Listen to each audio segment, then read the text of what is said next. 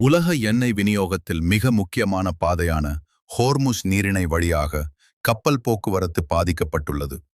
உலகின் 20% எண்ணெய் மற்றும் இயற்கை எரிவாயு இந்த பாதை வழியாகவே செல்கிறது. இங்கு நிலவும் பாதுகாப்பற்ற சூழலால் காப்பீட்டு கட்டணங்கள் உயர்ந்து அது நேரடியாக எரிபொருள் விலை அதிகரிப்புக்கு காரணமாக உள்ளது. தற்போது மத்திய கிழக்கு நாடுகளில், குறிப்பாக அமெரிக்கா, இஸ்ரேல் மற்றும் ஈரான் இடையே நிலவும் போர் சூழல் உலக எண்ணெய் சந்தையில் பெரும் பாதிப்பை ஏற்படுத்தியுள்ளது.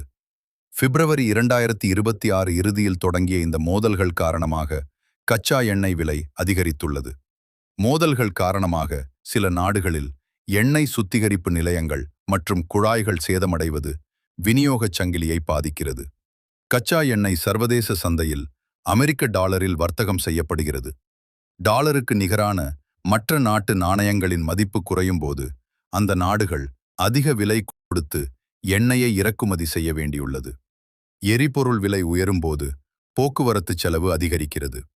இது உணவுப் பொருட்கள் மற்றும் அத்தியாவசிய பொருட்களின் விலையையும் உயர்த்தி ஒட்டுமொத்த பொருளாதாரத்திலும் பணவீக்கத்தை ஏற்படுத்துகிறது. போர் பதற்றங்களும் விநியோக பாதைகளில் நிலவும் தடைகளுமே தற்போதைய விலை உயர்வுக்கு முதன்மையான காரணங்களாகும்.